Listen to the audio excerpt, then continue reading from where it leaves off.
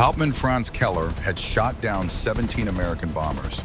But on this cold morning over Bremen, he was about to witness something that would haunt him for 66 years. Something impossible. Something that would change how he saw courage forever. The American was falling 4 miles to his death, and he was still shooting.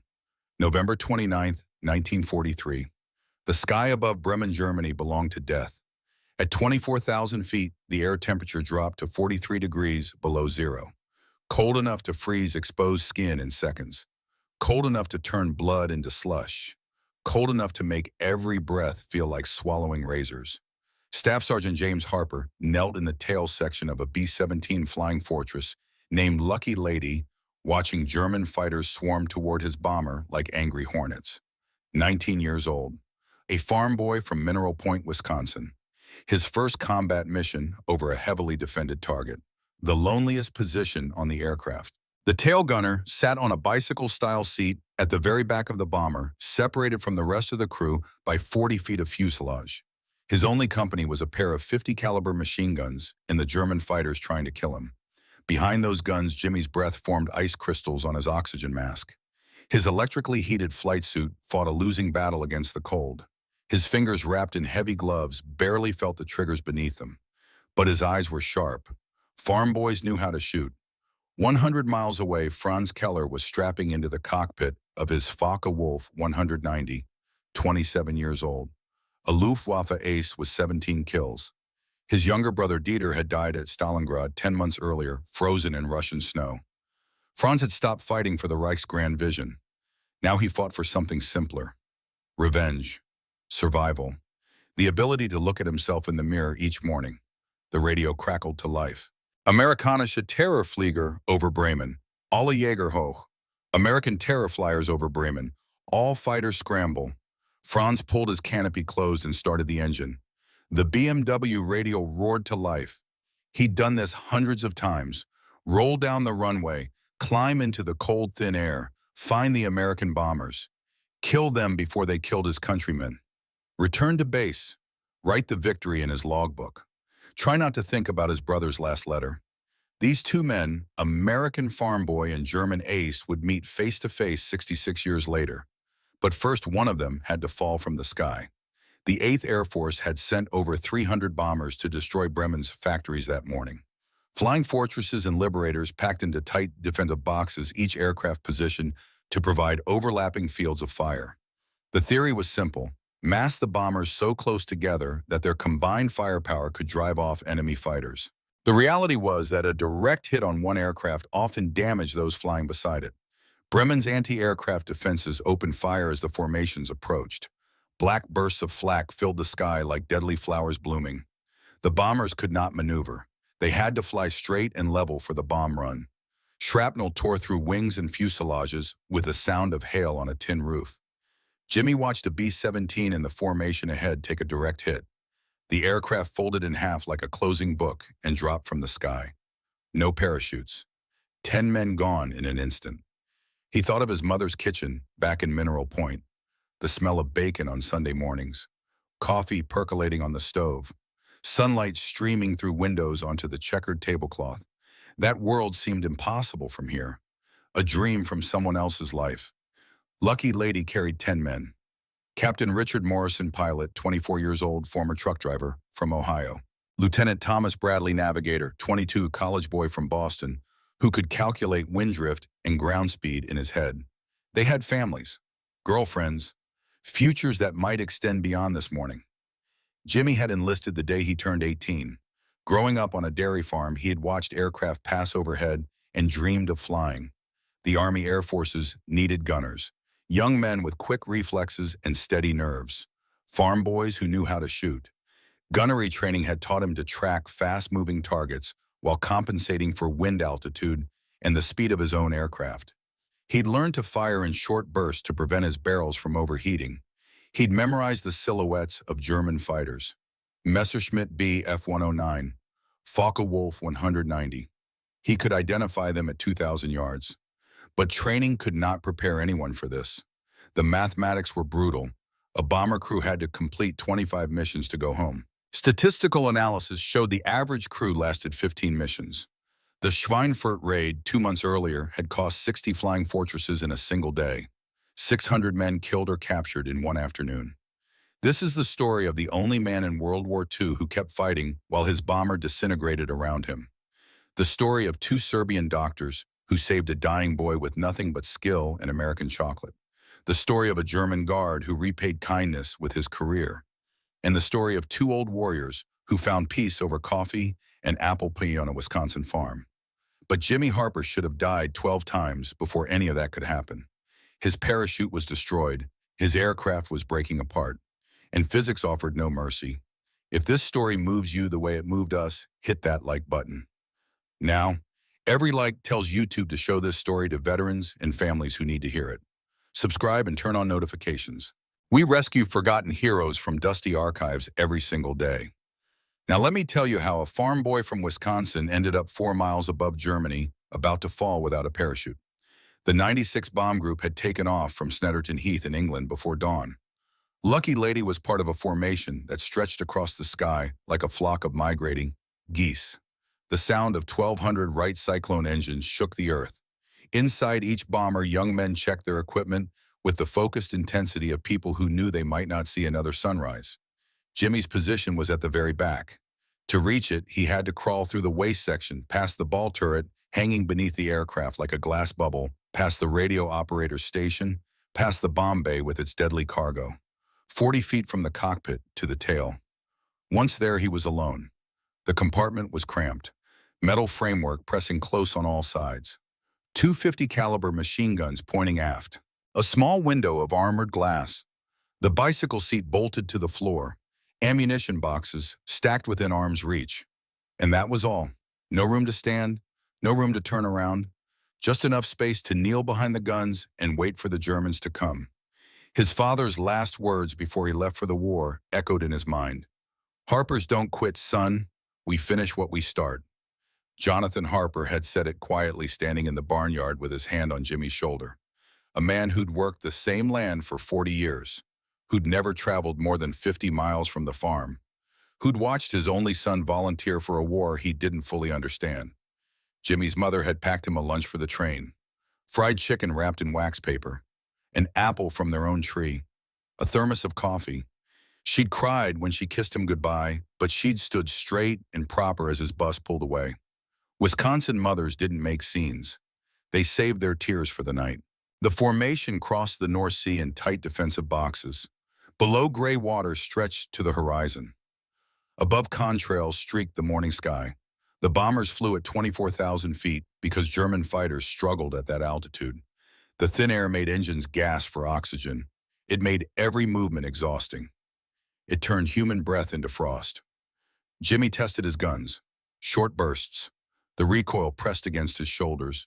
Spent brass casings tumbled to the floor. The smell of cordite filled the cramped space. Everything worked.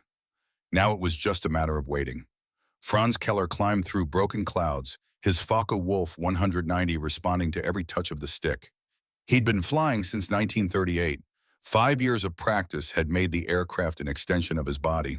He didn't think about rudder pressure or aileron deflection anymore.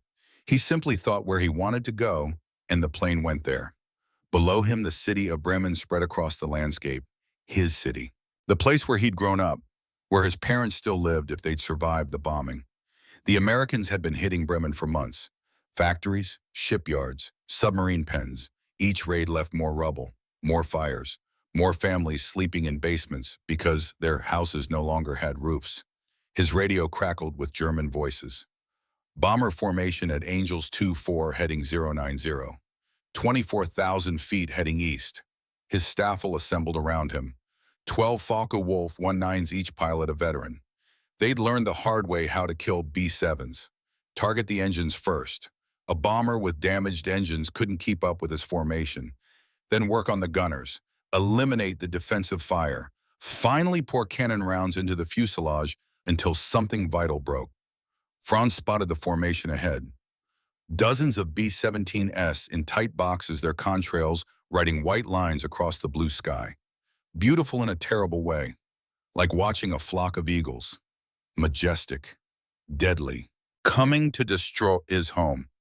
He keyed his radio. Der Beschädigte, we're naming ihn. The damaged one. We take him. Lucky Lady released its bombs over Bremen. 4,000 pounds of high explosives tumbled toward the factories below. The aircraft lurched upward as the weight fell away. Mission accomplished. Now they just had to survive the flight home. 200 miles of hostile airspace lay between them and England.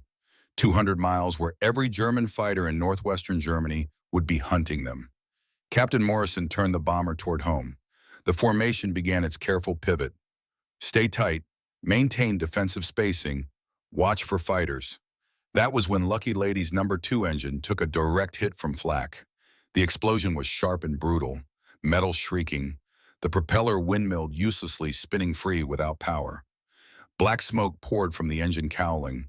Morrison fought the controls as the bomber began losing speed and altitude. An aircraft with one engine out could sometimes keep up with the formation. Sometimes. If everything else went right, nothing went right. A damaged bomber falling behind the formation was a death sentence. German fighter pilots watched for stragglers the way wolves watch for wounded deer. A lone B-17 without the protection of mass defensive fire was easy prey. Jimmy saw them coming. A dozen Messerschmitts climbing from below. Another group of Focke-Wulfs diving from above. Lucky Lady was about to fight alone against overwhelming odds. And in the tail gunner position, James Harper would be their first target. Franz led his Staffel into attack position. The B-17 was already smoking, already falling behind. This would be quick. His 17th victory. Maybe 18th if one of the other bombers tried to help. He pushed the stick forward and dove. The first Messerschmitt came in from 6 o'clock low, directly behind and beneath the bomber. Jimmy pressed his shoulders against the steel chest plate behind him and squeezed the triggers. His twin .50 calibers roared to life. Traced a round streaked toward the fighter. The German pilot broke off his attack and rolled away. But there were more, many more. The Focke-Wulfs attacked in pairs. One would draw the gunner's attention while the other lined up a killing shot. Jimmy swung his guns from target to target, spent brass casings piled up around his knees. The smell of cordite filled the cramped compartment. His world shrank to tracers and gun sights and the faces of German pilots visible for split seconds as they flashed past. The cold at 24,000 feet was absolute, 43 degrees below zero. Jimmy's electrically heated flight suit kept his core warm, but his fingers went numb inside his gloves. The machine guns grew hot from continuous firing, while frost formed on every metal surface. His breath crystallized instantly. Ice built up on his oxygen mask. The German pilots were professionals, Luftwaffe veterans who'd been fighting since 1939. They knew exactly how to kill a B-17. Franz Keller positioned his Focke-Wulf for a perfect deflection shot. Lead the target, account for closure rate, squeeze the trigger. 20-millimeter cannon shells punched through aluminum like paper. The sound of tearing metal filled the bomber. Somewhere forward, one of the waist gunners stopped firing. Then the other. The intercom crackled with static and fragments of voices. Jimmy couldn't tell who was speaking or what they were saying. He just kept firing. A Focke-Wulf came in from 4 o'clock. Jimmy swung his guns and pressed the triggers. The fighter's wing disintegrated in a spray of aluminum and flame. It spiraled downward, trailing black smoke. His first confirmed kill. He didn't have time to celebrate. More cannon rounds ripped through the tail section. Jimmy felt something slam into his left forearm, then his right. Both arms had been hit. Blood soaked through his flight suit sleeves. The pain was immediate and intense, sharp and hot despite the cold. But his hands still worked. He could still grip the triggers. He could still fight. The vertical stabilizer above him took multiple hits. Control cables snapped and whipped through the air like steel serpents. The tail section began vibrating violently. Something was very wrong with the aircraft. Jimmy glanced down at his parachute. Every airman wore one. The silk canopy packed into a canvas container strapped to his chest. If the bomber went down, the parachute was his only chance of survival. Standard procedure. Everyone knew it. Bail out if you had to. Pull the ripcord. Trust the silk. He saw holes in the fabric, multiple holes. Cannon rounds had shredded it. His parachute was useless. The realization hit him like physical force. If he had to bail out, he would fall 4 miles to his death. No escape, no salvation. Just gravity and earth in the absolute certainty of impact. The attack continued. German fighters made pass after pass. Jimmy counted at least 15 of them circling the crippled bomber. Lucky Lady was bleeding altitude and speed. The remaining engines strained to keep the aircraft airborne. Forward in the nose section, navigator Thomas Bradley was still alive. He'd been wounded but remained conscious. The pilot and co-pilot were both dead at the controls. The flight engineer was dead in his turret. The radio operator was dead. The ball turret gunner was dead. The waist gunners were dead. Of the 10 men who'd taken off from England that morning, only 2 were still breathing. Bradley in the nose, Harper in the tail, 40 feet of shattered fuselage between them. Another cannon round struck the bomber. This one hit something critical. Jimmy felt the aircraft lurch. A grinding sound echoed through the airframe. The vibration intensified until his teeth rattled. Then came a sound he would never forget. The shriek of tearing aluminum. The scream of structural failure. Lucky Lady was breaking apart. The fuselage split just forward of the tail section. Jimmy watched the front of the aircraft separate and fall away. The wings, the engines, the cockpit, the bodies of his crewmates, all of it tumbling toward the German countryside 4 miles below. He was alone now, trapped in a severed tail section. Wounded in both arms, his parachute destroyed, 24,000 feet above enemy territory. Falling, the laws of physics offered no mercy. Terminal velocity for a human body is approximately 120 miles per hour. The tail section of a B-17 weighed several thousand pounds. It would fall faster. Much faster. James Harper had perhaps 90 seconds to live. The severed tail section tumbled through the sky. It spun end over end, throwing Jimmy against the walls of his compartment. His wounded arms screamed with pain. Blood sprayed across the interior. The wind howled through the torn fuselage where the rest of the aircraft had been. Jimmy should have been paralyzed with fear. He should have curled into a ball and waited for death. Instead, he did something that defied all logic. He kept fighting. The German fighters were still circling. They saw the tail section falling and moved in for a closer look. Perhaps they wanted to confirm the kill. Perhaps they were curious. Whatever their reason, they made a fatal mistake. They flew within range of a wounded tail gunner who refused to die. Jimmy grabbed his machine guns. The spinning tail section made aiming nearly impossible. The G-forces pressed him against his seat, then threw him toward the ceiling. His arms were bleeding. His parachute was destroyed. He was falling 4 miles to certain death, and he was still shooting. Tracers arced wildly through the sky as the tail section rotated. The German pilots scattered. They'd never seen anything like this. A man in a falling coffin firing back at them with everything he had. One Messerschmitt took hits across his fuselage. The pilot broke off and dove toward the ground, trailing smoke. Franz Keller pulled his Focke-Wulf alongside the falling wreckage. Close enough to see, close enough to witness. He keyed his radio. Unmöglich, schießt noch. Impossible. He's still shooting. Other German voices confirmed it. Ja, der Amerikaner kämpft noch. Yes, the American still fights. Franz had seen brave men in this war. He'd seen cowards too. He'd seen heroes and murderers and everything in between. But this was something else. This was a boy who should be dead, falling through the sky with destroyed arms and no parachute fighting back because fighting was all he had left. The image burned itself into Franz's memory. The young face behind those guns. The tracers still firing. The absolute refusal to surrender even when surrender was the only logical choice. Franz would carry that image for 66 years, until a letter arrived at a farm in Wisconsin, until coffee and apple pie and forgiveness became possible. But that was still decades away. In this moment, Jimmy Harper had 30 seconds left, and the ground was rushing up to meet him. The altimeter in the tail section was shattered, but Jimmy could see the ground growing larger through the gaps in the torn metal. Fields, forests, roads, a patchwork of German farmland rushing up to meet him. Franz Keller circled the falling wreckage mesmerized. In 2 years of combat, he'd seen brave men and cowards, heroes and murderers, men who fought with honor and men who killed without mercy. But this was different. The American boy was still shooting, still fighting. falling to certain death and refusing to accept it. Franz's mind flashed to his brother, Dieter, 22 years old, frozen in the snow at Stalingrad. Dieter's last letter had arrived 3 months after he died. The paper was stained and crumpled, passed through a dozen hands before reaching Franz. The words were simple. "We were told the Russians are subhuman. They're just men, Franz. Cold, scared men like us. Just like us." Franz had dismissed it as defeatist talk.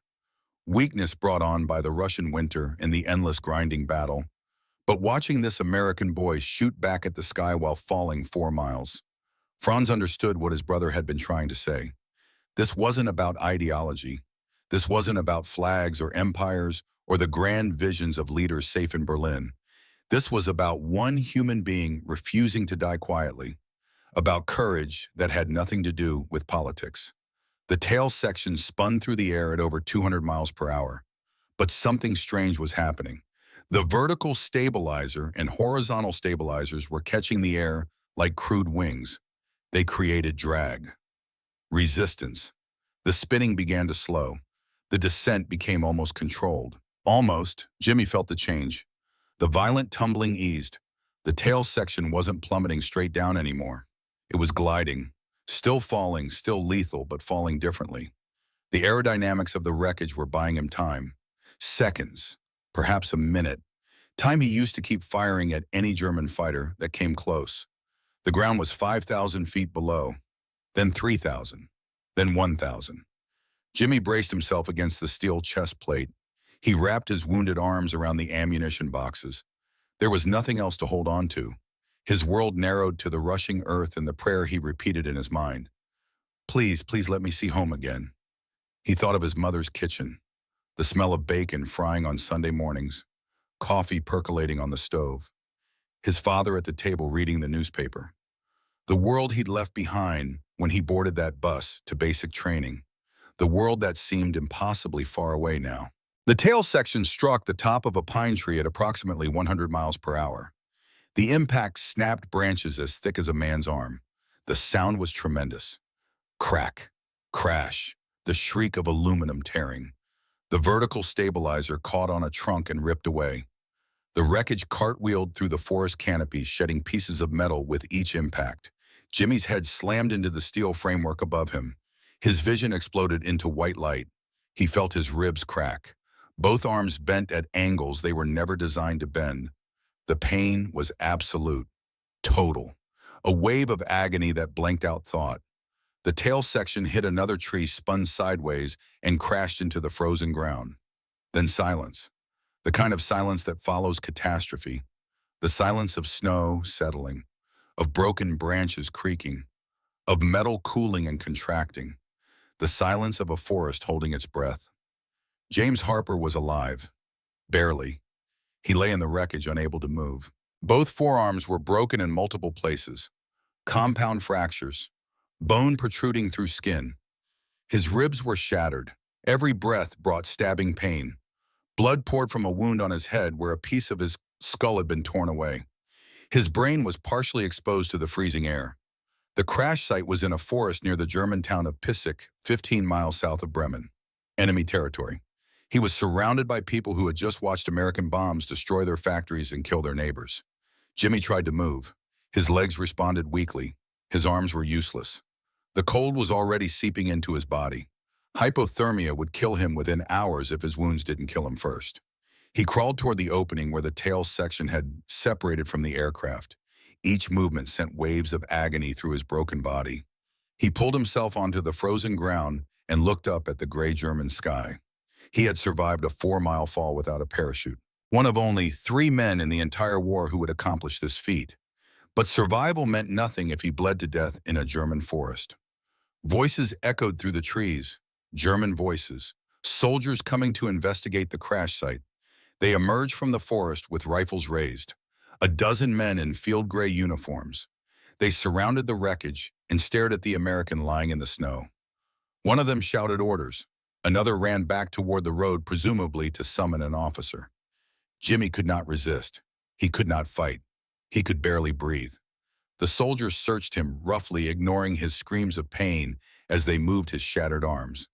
They found his dog tags, his rank insignia, his ruined parachute. An officer arrived within the hour. Hauptmann Werner, tall, thin, eyes like chips of ice. He looked at Jimmy's wounds and shook his head. The American was clearly dying. Transporting him anywhere seemed pointless, but orders were orders. Downed airmen were to be captured and interrogated if possible. Dead airmen provided no intelligence. They loaded Jimmy onto a wooden cart. No stretcher, no blankets, no medical attention. The cart bounced along frozen roads for what felt like hours. Every jolt sent fresh agony through his broken ribs and fractured arms. The wound on his skull had stopped bleeding, but only because the cold had frozen the blood into a dark crust. Among the soldiers was a young corporal, Hans Richter, 24 years old, from Stuttgart. His father had died in Poland. His mother and two younger siblings were starving in a bombed-out apartment building. He should have hated this American, should have felt satisfaction watching him suffer. Instead, he felt something else, pity. This broken boy in the cart was the same age as his younger brother. Someone's son, someone's hope for the future.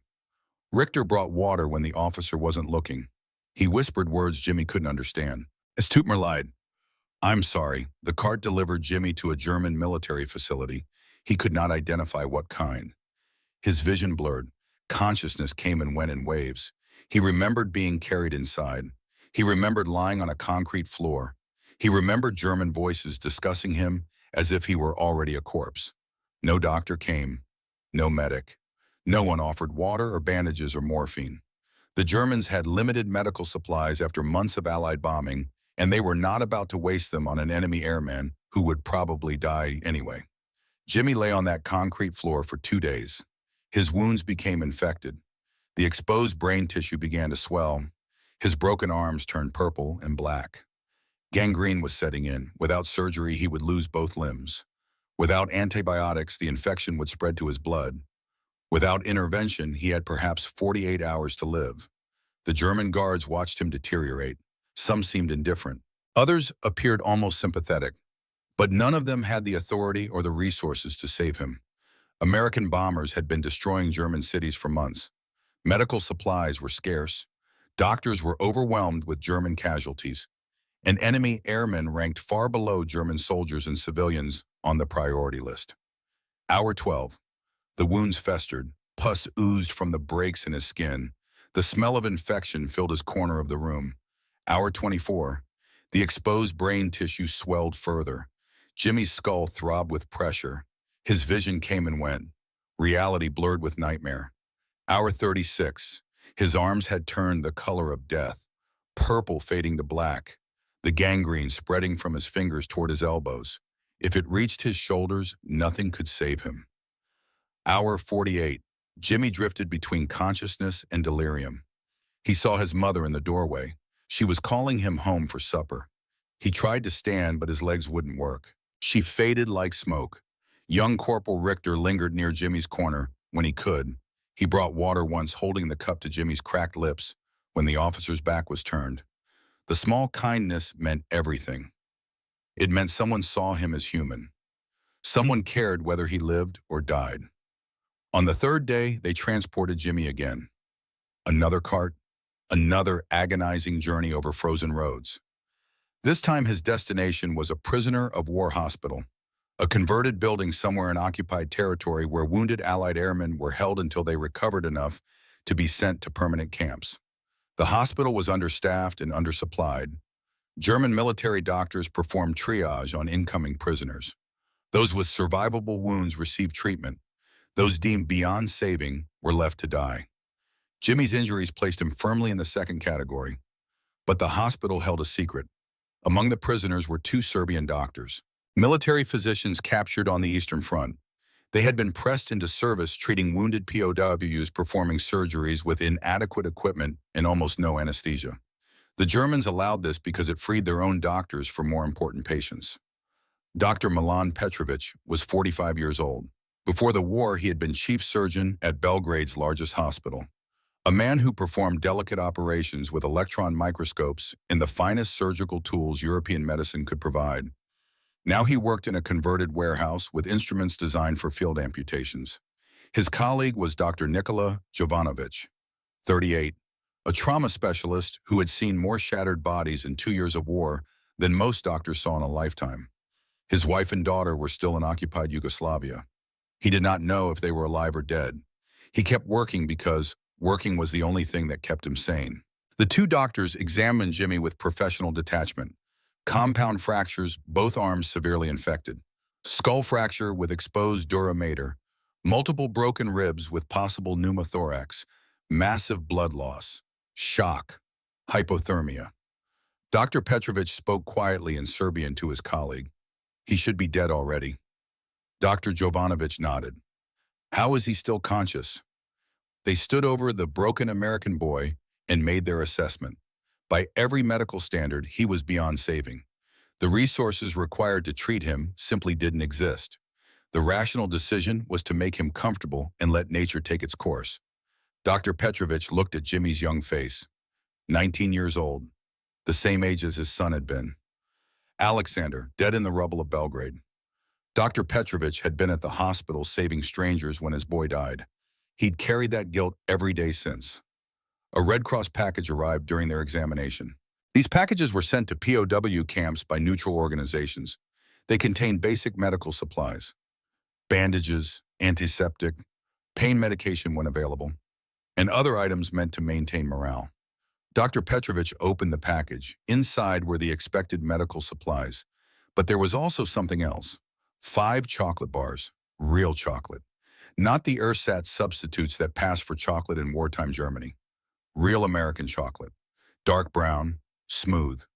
The wrapper promised milk chocolate with almonds. Dr. Petrovic hadn't seen real chocolate in 18 months. Before the war, chocolate had been a luxury in Yugoslavia, something purchased perhaps once a year for a special occasion. A child's birthday, Christmas. A treat so rare it was savored slowly made to last. His hands trembled as he unwrapped one bar. He broke off a small piece, placed it on his tongue, closed his eyes. The sweetness exploded across his taste buds. Rich, complex. The flavor of cocoa and sugar and milk and almonds. The taste of abundance. The taste of a world where luxuries existed, where people could afford to give valuable food to prisoners. Tears streamed down Dr. Petrovic's face. Dr. Jovanovic watched his friend cry. Milan, Dr. Petrovic's voice broke. Nikola, this sweetness. In Belgrade, before the war, we had chocolate perhaps once per year. A luxury, a special thing. Here in this package for prisoners, there are 5 bars. 5. This is what Americans have. This is what they can afford to give away to enemies. He looked at Jimmy lying unconscious on the examination table. This abundance, this generosity, no wonder they smile even when dying. They come from a land where even prisoners receive chocolate. Dr. Jovanovic took a small piece of chocolate, let it melt on his tongue. The flavor brought tears to his eyes too. Not because of the sweetness, though that was profound, but because of what it represented. A civilization so wealthy it could afford kindness, so secure it could treat its enemies with dignity. Dr. Petrovic spoke quietly. If they are this generous to prisoners, imagine how they treat their friends. Imagine what kind of people send chocolate to men who were trying to kill them. He looked at his colleague. We saved this boy. Dr. Jovanovic nodded toward the destroyed body on the table.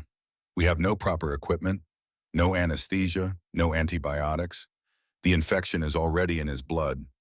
The brain exposure alone, Dr. Petrovic cut him off. Then we use what we have.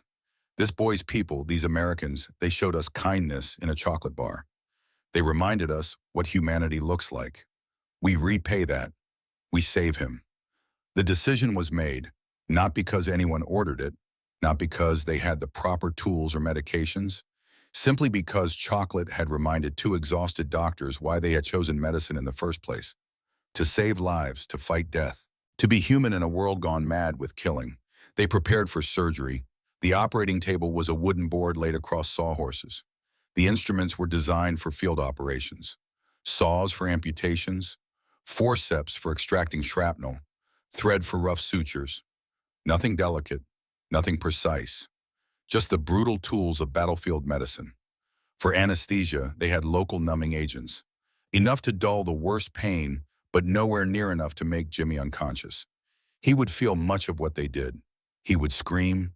He would beg them to stop. They would have to ignore him. Dr. Jovanovic looked at his friend. 7 hours, maybe 8, if we're lucky. Dr. Petrovich nodded. Then we start now. Every minute we wait, the infection spreads. They positioned Jimmy on the board, strapped him down, placed a leather strap between his teeth for him to bite. Dr. Petrovich's hands were absolutely steady as he picked up the first scalpel. In Belgrade, he said quietly, I perform neurosurgery with electron microscopes and robotic precision tools. Here I have a magnifying glass in prayer. God help us both. The surgery began. Hour 1. The arms. They cleaned the infected tissue with what little antiseptic they had. The smell was terrible. Rotting flesh and gangrene and the sweet, sick odor of advanced infection. They cut away the dead tissue, debrided the wounds. Jimmy screamed through the leather strap. His body convulsed against the restraints. Hold him, Milan. I need him absolutely still. Dr. Petrovich pressed his weight across Jimmy's shoulders while Dr. Jovanovic set the broken bones. Manual reduction, pushing shattered fragments back into alignment by feel and experience. Each adjustment brought fresh screams. They inserted metal pins and wire to hold the bones in position. Improvised splints from wooden boards. Bandages torn from sheets. It was crude, primitive, but it was the best they could do. Hour 2, hour 3. The skull, the most delicate work, the most dangerous. One mistake and Jimmy would die or spend the rest of his life as a vegetable. Dr. Petrovich used the magnifying glass to examine the exposed brain tissue. Carefully, gently, he removed the bone fragments embedded in the dura mater. Each piece had to come out cleanly. Any tear in that delicate membrane could be fatal. He cleaned the exposed tissue with saline solution. Covered it with what healthy scalp tissue he could salvage. The wound was too large to close completely. They would need to fashion a protective covering. From a tin container, they cut a curved piece of metal, shaped it to fit over the depression in Jimmy's skull. It was rough, unrefined, but it would protect the brain from further damage. They secured it with wire sutures through the scalp. Hour 4, hour 5, hour 6. The ribs. Without x-rays, they couldn't see the full extent of the damage. They palpated carefully, felt for the breaks, listened to Jimmy's breathing. His lung sounds were weak but present on both sides. No pneumothorax, no collapsed lung, a small miracle. They wrapped his chest tightly to immobilize the ribs. Too tight and he couldn't breathe. Too loose and the broken bones would shift and puncture a lung. They found the balance through experience and instinct. Hour 7, the final work, suturing the wounds, covering everything they could cover.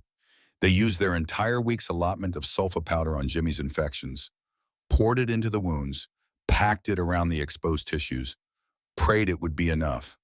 Both doctors were exhausted. Their hands trembled. Their backs ached. They had been standing for 7 hours, performing surgery more complex than anything they'd attempted even in peacetime hospitals. Dr. Petrovich sat down heavily on a crate. I have done everything I know. His body must do the rest. Dr. Jovanovic washed his hands in a basin of cold water. The next 72 hours will determine if he lives or dies. They moved Jimmy to a corner of the POW ward. Other wounded prisoners watched curiously. Word spread through the hospital. The Serbian doctors are trying to save the American who fell from the sky. The boy who should be dead but refuses to die. A German administrator questioned the waste of resources. Dr. Petrovich stood firm. He is a patient. I am a doctor. This is all that matters. That night the fever came. Jimmy's temperature climbed to 104 degrees.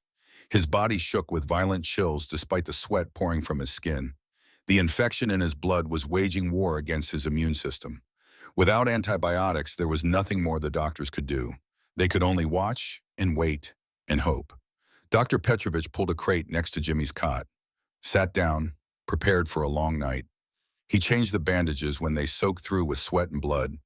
He forced water between Jimmy's cracked lips. He whispered words of encouragement in Serbian that the unconscious boy could not understand. Other prisoners in the ward tried to sleep, but Jimmy's suffering kept them awake. His fever dreams brought screams. He called for his mother. He shouted warnings to dead crewmates. He relived the moment when Lucky Lady broke apart his unconscious mind, replaying the trauma over and over. Dr. Jovanovic took the second watch at midnight.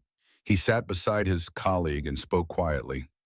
He fights the infection the same way he fought in the sky, refuses to surrender. Dr. Petrovich nodded. Someone raised this boy right, taught him that quitting is not an option. At 3 in the morning, Dr. Petrovich was alone with Jim. The ward was quiet except for the sound of sleeping men and Jimmy's labored breathing. The doctor held the boy's burning hand and spoke in Serbian. My son Alexander was 19, like you. April 6, 1941. German Stukas bombed Belgrade. I was at the hospital saving strangers. My boy was at university. A building collapsed on him. The words came slowly, painfully. This was the first time Dr. Petrovich had spoken these words aloud. They pulled him from the rubble 3 hours later. By the time I reached him, he was gone. I saved 50 people that day, 50 strangers, but I could not save my own son. Tears fell onto Jimmy's bandages. God gave me the gift of healing, and I failed the one person who mattered most. Every day I wake with that guilt. Every day I wonder why I lived when he died. He squeezed Jimmy's hand gently. Today I saved someone else's son. Maybe this balances the cosmic scale.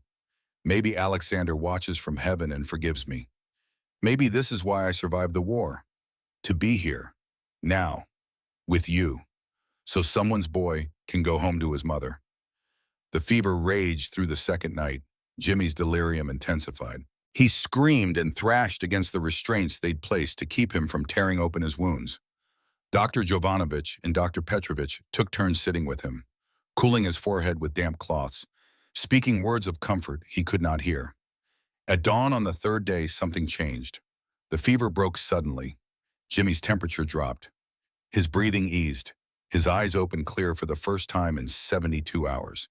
He looked up at the Serbian doctor sitting beside him. Where am I? Dr. Petrovich smiled through his exhaustion. You are alive, young man. That is all that matters. Jimmy Harper looked at the doctor's exhausted face. The man's eyes were kind despite the dark circles beneath them. His hands were steady as they checked the bandages on Jimmy's skull. You have been unconscious for 3 days, Dr. Petrovich said in heavily accented English. We performed surgery. You should not be alive. But here you are. Jimmy tried to move his arms. Pain shot through both limbs. He looked down and saw wooden splints and blood-soaked bandages. The memories came flooding back. The fall, the crash, the soldiers, the concrete floor. My crew, Dr. Petrovich's expression softened. I do not know, I'm sorry. Over the next 6 weeks, Jimmy healed in ways that defied medical explanation. The infection that should have killed him gradually retreated. The exposed brain tissue began to close beneath the metal plate. The broken bones in his arms started to knit together, though they would never be as strong as before. Word spread through the POW hospital. The American who fell 4 miles and lived. German guards came to look at him. Other prisoners asked to hear his story. Even the hospital administrator seemed impressed by his impossible survival. Dr. Petrovich visited every day. He changed bandages, checked for signs of infection, monitored the healing, and he showed Jimmy the chocolate wrapper, the empty brown paper that had once held sweetness. This small thing reminded me why I became a doctor, Dr. Petrovich said quietly, to save lives, not because of flags or politics, just because a life is worth saving. Jimmy looked at the wrapper. American chocolate. He'd eaten dozens of bars without thinking twice. Back home, chocolate was everywhere. Corner stores, gas stations. Any kid with a nickel could buy a candy bar. He'd never considered it a luxury. My son loved chocolate, Dr. Petrovich said. His voice was distant, sad. We could afford it perhaps once per year. He would make it last for days. Little pieces, savoring each one. Jimmy understood what the doctor wasn't saying. Past tense. Loved, not loves. The son was gone. Thank you for saving me, Jimmy said. Dr. Petrovich smiled. Thank your country for sending chocolate to prisoners. It reminded me what kindness looks like. By week 4, Jimmy could stand with help. By week 5, he could walk short distances. His arms would never regain full strength. The metal plate in his skull would cause headaches for the rest of his life, but he was alive and healing. On the day before his transfer to a permanent POW camp, young Corporal Hans Richter brought Jimmy his process paperwork, the same guard who had brought water on the concrete floor, who had whispered apologies in German. Jimmy noticed how thin Richter had become. The man's uniform hung loose on his frame. His cheeks were hollow. His eyes had the look of someone who hadn't eaten a full meal in months. Jimmy reached into his pocket. Inside was a piece of dried beef jerky, part of his last Red Cross package. He'd been saving it for weeks, a final taste of home before whatever came next. He held it out to Richter. The guard stared at the jerky like it was made of gold. "I cannot. This is your food." "I'll get more where I'm going," Jimmy said. "You have family," Richter's voice cracked. "Wife, 2 children. They are very hungry." Jimmy pressed the jerky into Richter's hand. "Then take it. For your kids." Richter's hands trembled as he accepted the gift. He took a small bite, his eyes widened. Real meat, not the sawdust and chemical substitutes that pass for food in wartime Germany. Actual American beef, seasoned, smoked, rich with flavor. Tears streamed down Corporal Richter's face. Guards weren't supposed to cry, but this small piece of kindness, this unexpected generosity from an enemy, broke something open inside him. "Danke," he whispered. "I will remember this. I will remember you." Jimmy didn't know it then, but those words would save his life 14 months later on a frozen road in Pomerania. While Jimmy recovered in the POW hospital, Franz Keller was fighting his own war. March 1944. The skies over France.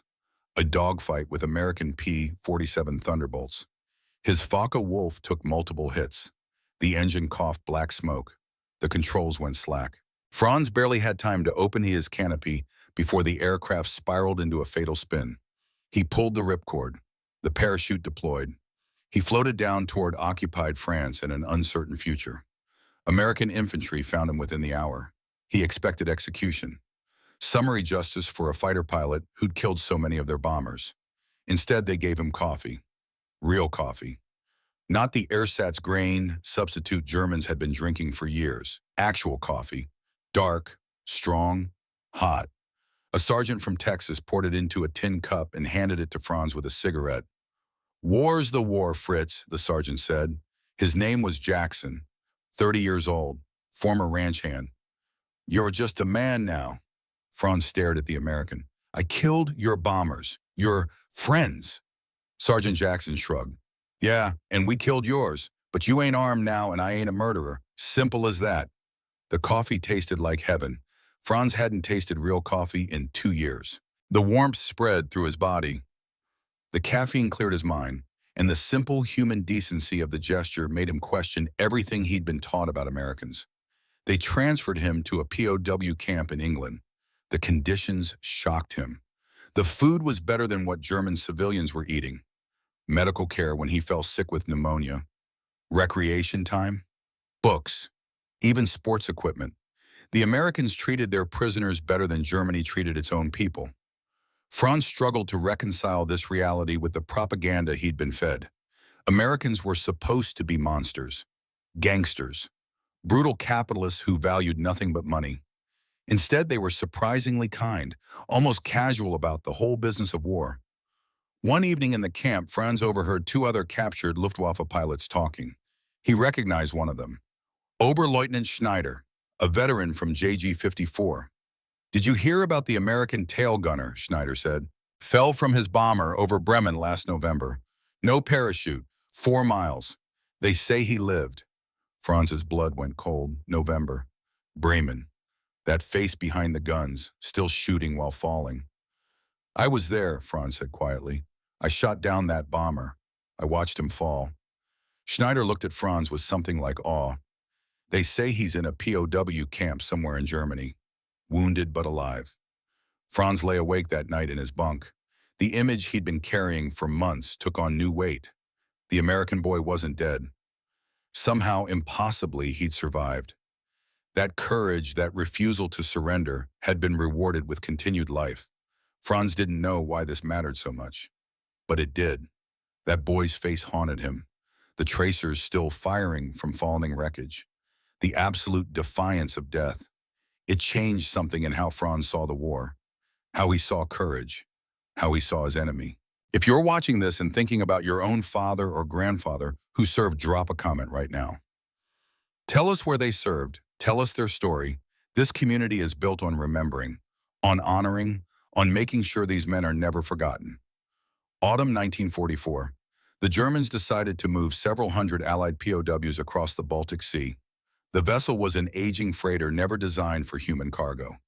Guards forced the prisoners into the hold below deck, a dark metal cavern with no ventilation, no sanitation, no space to move.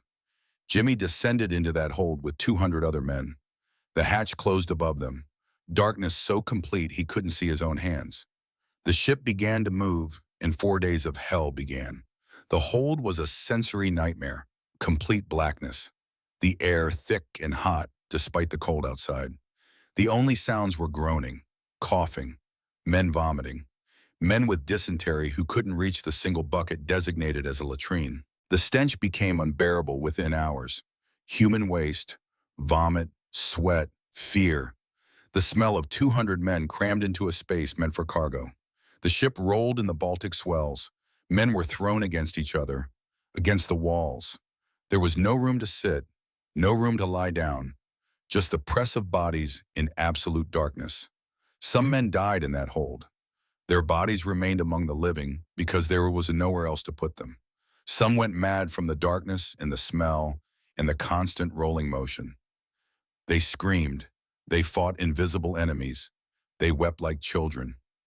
Jimmy focused on memories to keep from losing his mind. The farm in Wisconsin, sunrise over the wheat fields. The smell of his mother's coffee, his father's steady hands milking the cows. Simple things, clean things, things that smelled of earth and growing plants and fresh air. Dr. Petrovich's voice echoed in his memory. You survived the sky. His father's voice. Harper's finish what we start. And his own voice, new and hard, forged in the darkness of that hold. I would rather wear out than rust out. When the hatch finally opened after 96 hours, Jimmy climbed out into gray daylight with eyes that had forgotten how to see. His clothes were soaked with filth. His body had shed 15 pounds it couldn't afford to lose. The metal plate in his skull throbbed with pain that never fully subsided. But he'd survived. Again. Against odds that should have killed him. They transferred him to another camp in Prussia. More barbed wire. More guard towers. More thin soup and black bread. More waiting for a war that seemed like it might never end. But the war was ending. By January 1945, Soviet forces were advancing from the east. Allied armies were pushing from the west. Germany was being crushed between two unstoppable forces. The prisoners could hear distant artillery. They could see German guards growing nervous. On February 6, 1945, the order came. All prisoners would march west on foot. Destination unknown, duration unknown. Refusal meant execution. The Black March was about to begin. Temperatures had dropped to 20 degrees below zero. Many prisoners had no winter coats, no gloves, no proper boots. They'd been surviving on starvation rations for months, and now they were expected to walk across Germany in the coldest winter in decades. Jimmy had survived a 4-mile fall. He'd survived Serbian surgery and raging infection. He'd survived the hell ship. Now he faced 600 miles of frozen roads with a body that had never fully healed. The column assembled in the frozen compound. Thousands of Allied airmen. The German commandant's orders were clear. Walk or die. Fall behind and be shot. Attempt escape and be shot. March or die. As the men prepared to move out, something happened that reminded Jimmy why he was fighting this war. An Alabama pilot gave his extra socks to a bombardier with frostbite. A navigator from Brooklyn shared his last cigarette with the waist gunner he'd never met before. Acts of kindness among men who had nothing left to give. Jimmy turned to the man beside him. We're Americans. We don't leave men behind. The man nodded. Hope we remember that in 600 miles. At 2 in the afternoon on February 6, 1945, the Black March began. Jimmy's first step sent agony through his damaged ribs. The second step made his arms throb. The third step felt like an ice pick driving through the metal plate in his skull. But he walked, because Harpers finish what they start. The daily routine became mechanical. Walk 15 to 20 miles through snow that sometimes reached their knees. Sleep in frozen barns or on open ground. Eat raw potatoes stolen from fields. Drink melted snow because the streams were contaminated. Men died every day. Pneumonia, dysentery, frostbite that turned to gangrene. Or simply bullets from guards who decided a straggler wasn't worth waiting for. Jimmy's body protested every step. His arms ached in the cold. The metal plate conducted freezing temperatures directly into his brain. His ribs had never fully recovered. Every breath of frigid air reminded him of injuries sustained 17 months earlier. But he kept walking. He carried memories of his dead crewmates. He carried Dr. Petrovich's words about someone's boy going home. He carried his own stubborn philosophy. Rather wear out than rust out. By week 11, the column had covered 500 miles. Half the men who started were dead or abandoned. Jimmy weighed perhaps 95 pounds. His ribs were visible through skin. His arms looked like sticks. But he walked. Day 77, mid-afternoon. Jimmy's body simply gave out. He collapsed face first in the snow. His legs wouldn't respond. Other prisoners tried to help but could barely walk themselves. German guards shouted orders. Aufstehen, get up. Hauptmann Werner approached, the same cold-eyed officer from the crash site. Shoot him, we cannot wait. A guard stepped forward, Corporal Hans Richter, the man who'd received the jerky 14 months earlier. Nein, Herr Hauptmann. Werner's eyes narrowed. That is an order, Corporal. Richter stood between his officer and the fallen American. He gave me food when he had none. My children ate real meat because of him. I will not shoot him. The moment stretched. Other guards watched. Werner could shoot both men for insubordination. Richter's career was over, possibly his life. But Richter didn't move. Werner stared for a long moment, finally spoke. 1 hour. If he cannot walk in 1 hour, I shoot him myself. Richter helped Jimmy to his feet, wrapped an arm around his waist, practically carried him forward, whispered in accented English. For the meat, Amerikaner. We are even now. Jimmy's voice was barely audible. Your kids. Are they okay? They are alive because you were kind. Now walk, damn you, walk. For the next hour, Corporal Hans Richter bore half of Jimmy Harper's weight, a German guard risking execution to save an American prisoner. Because kindness once given demands to be repaid. By mile 16 that day, Jimmy could walk again on his own. 9 days later, everything changed. April 26, 1945. The Elbe River. The column had walked 86 days, nearly 600 miles. The survivors were skeletal, diseased, barely human.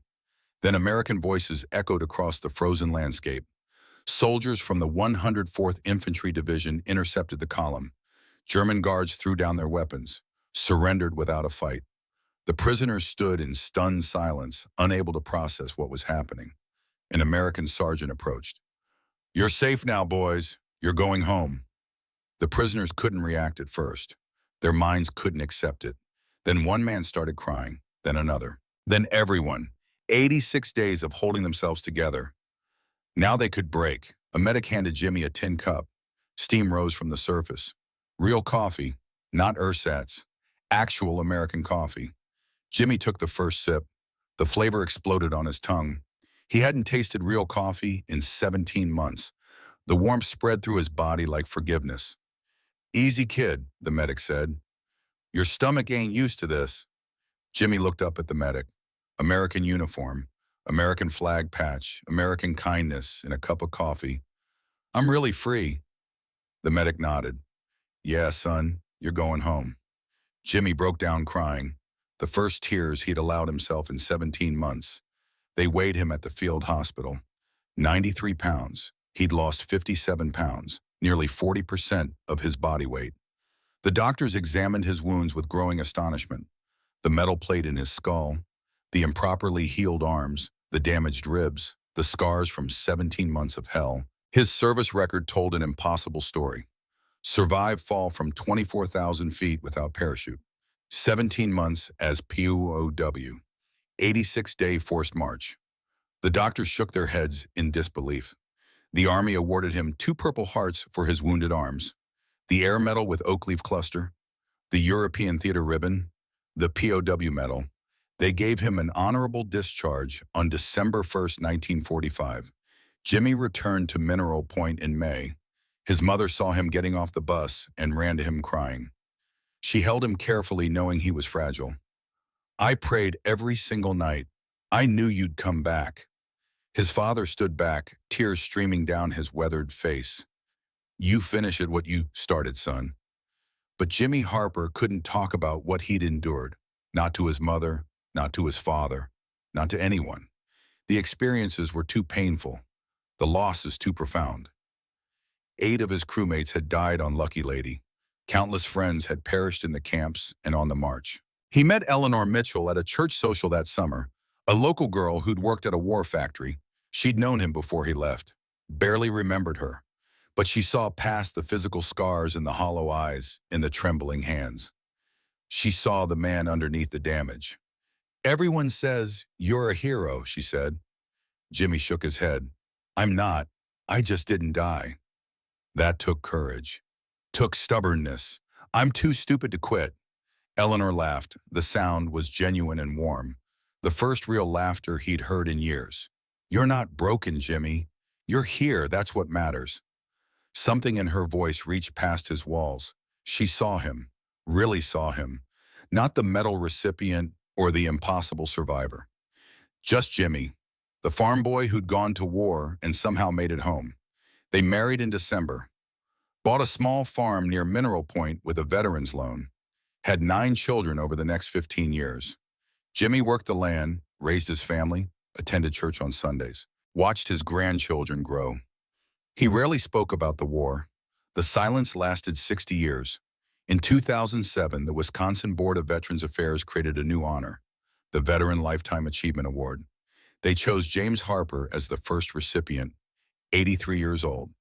The recognition brought journalists, interviews, questions he'd been avoiding for 6 decades.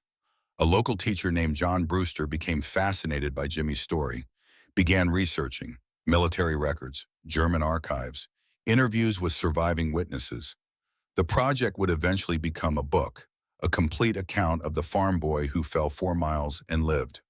On October 18, 2008, the town of Mineral Point named a street after him, James Harper Way, a permanent marker in the community where he was born, where he returned, where he spent his life. At the ceremony, a restored B-17 flew overhead. The sound of 4 Wright Cyclone engines filled the sky. Jimmy looked up, tears streaming. "I'll never forget that sound. It's the sound of my friends who didn't come home." Spring 2009. An envelope arrived at the Harper farm. Return address, Franz Keller, Hamburg, Germany. Jimmy's hands shook as he held it. Eleanor watched from the kitchen doorway. "What is it?" "I think it's from the man who shot me down." He opened it with trembling fingers. The letter was written in English. Careful, precise, the handwriting of an old man taking his time. "Dear Mr. Harper, you do not know my name, but I know yours. I have known it for 66 years. On November 29, 1943, I was Hauptmann Franz Keller, Jagdgeschwader 26 Focke-Wulf 190. I led the attack that destroyed your B-17 over Bremen. I fired the cannon rounds that broke your aircraft in half. I watched you fall. But what I saw next I have never forgotten. You were falling 4 miles to certain death, and you were still shooting. I have seen many brave men in war. I never saw courage like that. I became a prisoner myself in March 1944. American guards treated me with kindness I did not expect. They gave me coffee, cigarettes, even jokes. They showed me Americans are not monsters. They are human beings, like me. In the camp, I heard you survived. I could not believe it. The boy I shot down, the boy who kept fighting while falling, was alive. This knowledge has haunted me for 66 years. I must see you before I die. I must apologize. I must shake the hand of the bravest man I ever encountered. Please, I am 93 years old. I have little time. Let me come to America. Let me meet you. Let me make peace with the face that haunts my dreams. Franz Keller. Jimmy sat at his kitchen table for an hour staring at the letter. Eleanor sat beside him, waiting. Finally, he spoke. He wants to apologize for doing his job, for surviving like I did. He wrote a reply. Simple, direct. Mr. Keller, come to Wisconsin. We'll have coffee. The war is over. James Harper. August 2009. Franz Keller arrived at the Harper farm in a rental car. Two old men, 85 and 93, both stooped, both gray, both carrying the weight of 66 years. Franz walked slowly to the porch where Jimmy waited. They stared at each other for a long moment. Jimmy saw the face he'd glimpsed through gun smoke. Franz saw the boy behind the guns, older now, but still recognizable.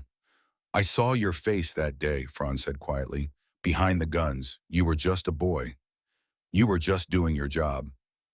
I have killed many men, but you should have died, and yet here you are. Jimmy gestured to the porch chairs.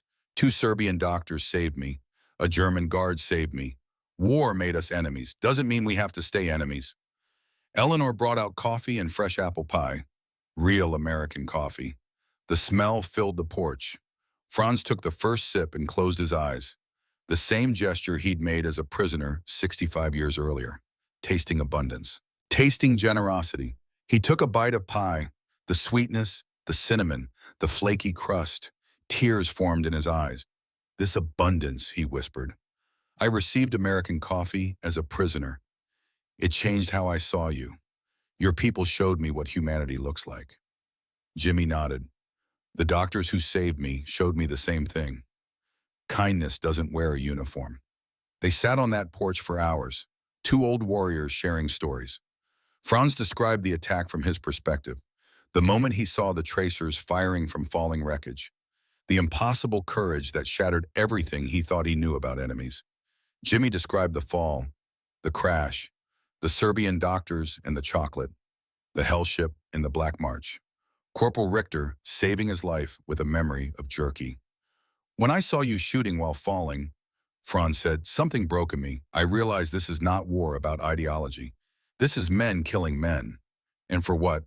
Jimmy was quiet for a moment. I stopped asking for what a long time ago. I just asked what now. What now is this? We are old men who survived. We make peace. They shook hands. Long, firm. Eleanor took a photograph. Two old warriors with arms around each other, smiling. Franz stayed for dinner, pot roast, mashed potatoes, green beans, American farm food. He ate with tears in his eyes. I dreamed of this in the POW camp. Real food, kindness, peace. Franz returned to Germany the next day. They corresponded monthly for 2 years. Christmas cards, photos of grandchildren, letters about gardens and weather and the simple pleasures of old age. Franz Keller died in December 2011, 95 years old. His daughter wrote to Jimmy. The funeral was attended by old Luftwaffe veterans who'd heard the story. Her letter said, my father told me meeting you was his redemption. He carried guilt for 66 years. You gave him peace. Thank you. James Harper died peacefully in his sleep on March 23, 2014. 89 years old, 70 years after the fall. Eleanor was beside him holding his hand. His last words were simple. I'm not falling anymore. The funeral drew hundreds. Family, veterans, townspeople. Thomas Bradley, the navigator who'd bailed out of Lucky Lady's nose section, spoke. 90 years old, voice still strong. Jimmy kept shooting all the way down. That was the man he was. Never quit, never surrender. But he taught me something else. Revenge is easy. Forgiveness is courage. He made peace with the man who shot him down. That's the real heroism.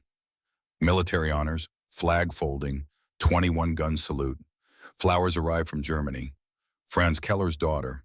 The card read, for the American who taught my father that courage has no nationality and forgiveness has no borders. James Harper. Way still stands in Mineral Point. Children ride bikes past it daily. Some ask their parents who he was. The story is told in Wisconsin schools. The farm boy who fell from the sky and learned to forgive. Every year on November 29th, a restored B-17 flies over the town. Veterans watch, salute. Young children ask why that plane sounds sad. An old veteran replies, because it remembers, and it's teaching us not to forget. 3 men in all of World War II survived falls like James Harper's. Only one kept fighting all the way down. Only one made peace with his enemy. Only one proved that courage and forgiveness can soar higher than any bomber ever flew.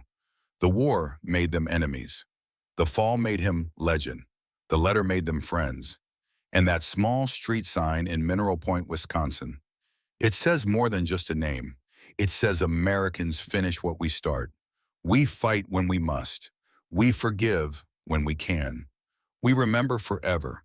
If this story moved you, share it. Comment below. Tell us about the veterans in your life. Keep these memories alive. Because men like Jimmy Harper and Franz Keller deserve more than silence. They deserve to be remembered. They deserve to have their story told. Thank you for watching, and thank you for making sure the farm boy who fell from the sky is never forgotten.